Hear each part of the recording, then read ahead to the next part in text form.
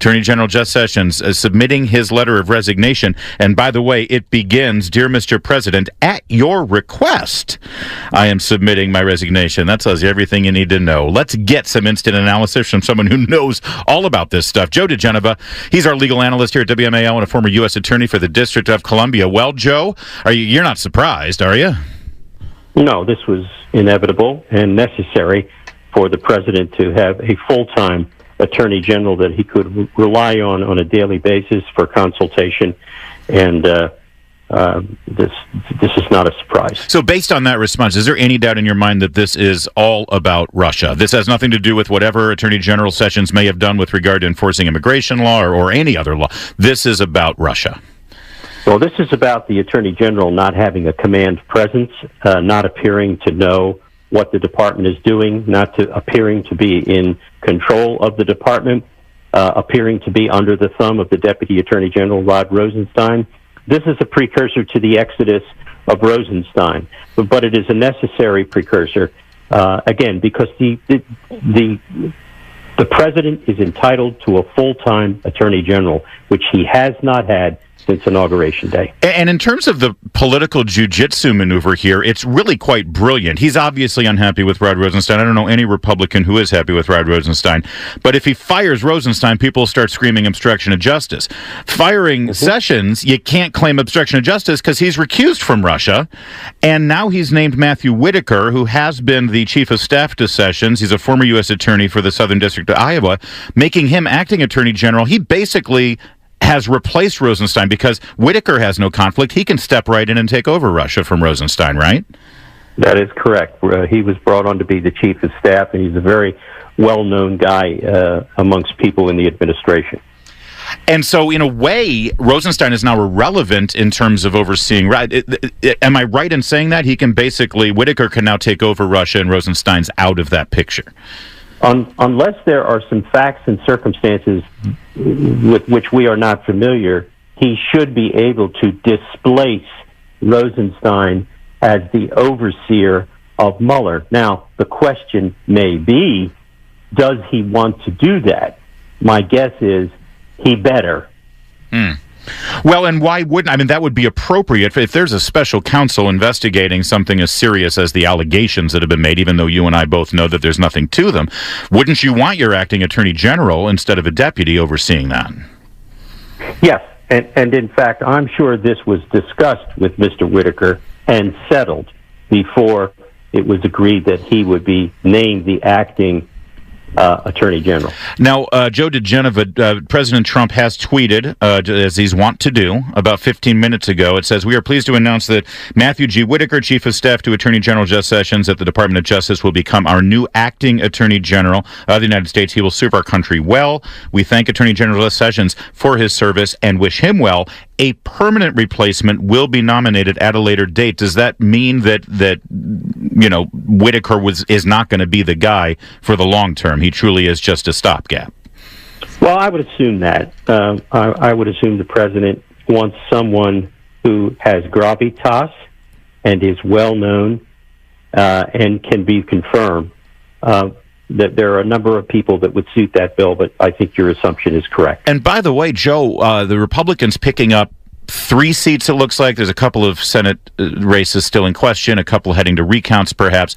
But the fact that the Republicans have gained their majority in the Senate by some measure, that factors into this confirmation process, doesn't it? Because the bar is a little bit lower now for whoever the Attorney General might be. Yeah, I think that the Democrats are going to be careful about the way they conduct themselves in any more confirmation hearings as a result of their abysmal performance in the Kavanaugh confirmation hearing. I think they realized that they did severe damage to themselves in the election, especially in the Senate, and they probably cut down on the numbers of seats that they won in the House as a result of the Kavanaugh effect. So, yeah. Yes, I think that's You're correct, Larry. Joe, Special Prosecutor Mueller has pretty much not done anything since Labor Day, I think, or we haven't heard anything from him at least. Are you expecting now that the midterms are over that we might see Mueller coming forward, maybe even close to delivering his final report? Well, I'm hearing rumblings that he's going to charge one or two more people with lying to the FBI about what they knew during this process. I have not heard who they are, but I've heard substantial rumblings about that.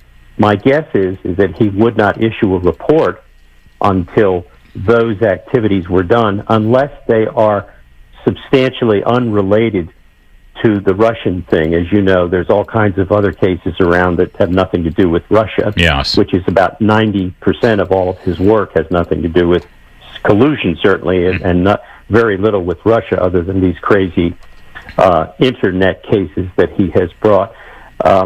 He, of course, I want to repeat again for our listeners, he does not have the authority to issue a public report. All he can do is report to the Attorney General now. He cannot issue a public report. He has no authority to do that. He cannot send a report to Congress. Only the Attorney General can do that, and only after having gotten permission from the United States Court of Appeals to report any information that might be grand jury, which, of course, is always secret unless a court orders it not to be. That is very important to bear in mind. And now that Matthew Whitaker, the acting Attorney General, will be put into that place, assuming that whatever ethics or conflict questions are resolved, he'll be the point person on that. Now, knowing how this works, Joe DiGenova, knowing how a special counsel interacts with the Attorney General and the Department of Justice, is there any kind of transition here? Is it what is the process like? Mueller doesn't have to sort of restart. Whitaker can't come in here and say, "What the heck have you been doing, Mueller? All right, I'm giving you new direction." I mean, are we? Well, theoretically, he could do that. If he takes over from Rod Rosenstein, he's not bound by anything that Rosenstein has done. The likelihood of him doing that as an acting Attorney General is not very high. But this is a very interesting maneuver by the president. Matthew Whitaker, as Chief of Staff, was not confirmed by the United States Senate. That is an administrative position appointed by the Attorney General.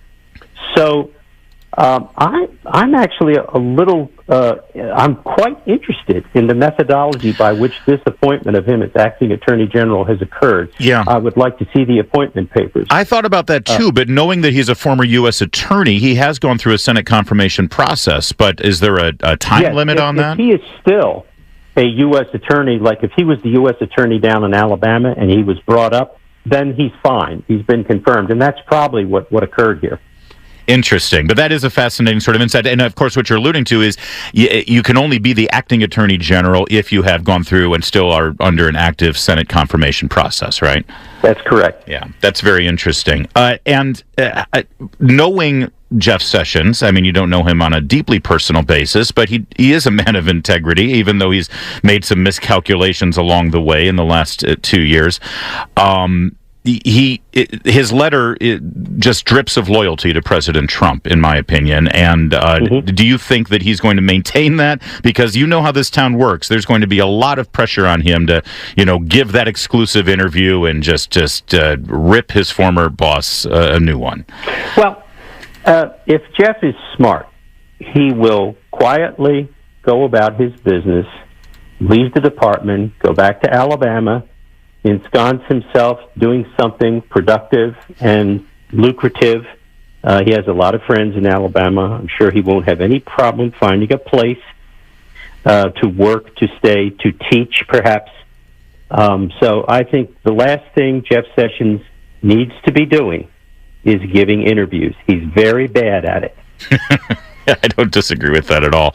Any story behind the story that we're missing on this, or is it pretty cut and dry? The president was waiting for the midterms. He's pulled the trigger on it, and he's got a man in place now that can basically supersede Rosenstein. Is there anything else we're missing? No, I spoke with the president last week, and I'm not surprised by this, and I'm not surprised at the rapidity with which it occurred. And so I think there's nothing here you don't already know. One last question. The fate of Rod Rosenstein now, is the time ticking on his position as well? Do you expect him to go, or does he need to go now that he's kind of rendered out of the picture? Well, Rosenstein, of course, is a manipulator, and he will be calculating, and already has, I'm sure he was informed by Sessions that this was going to occur, and he has no doubt put in a drawer personal notes, just like Comey did, about his interactions with the Attorney General and his comments. And I'm sure that in the fullness of time, he will be as graceless and as vicious as Comey. I want to say this very clearly. I don't see any reason not to be honest about this. I do not like Rod Rosenstein. I believe that he betrayed the President of the United States. I believe not only is he disloyal, I believe that he is fundamentally dishonest, and he should not be the Deputy Attorney General. And I long for the day when he is similarly gone from the department, which he has injured profoundly by his conduct. Just ask yourself this question. Why is it that every move that Rod Rosenstein takes has with it a confusion about motivation and why it happened and the timing of it and everything? What is it about him that makes him almost a cartoon-like character who simply falls into all of these awful situations where all of his motives are misunderstood? BS. Well said, Joe DiGenova, and I think we'll leave it there. Thank you for joining us at a moment's notice on this big breaking story, Joe. Always good to get your insights. Thank you, Larry, very much.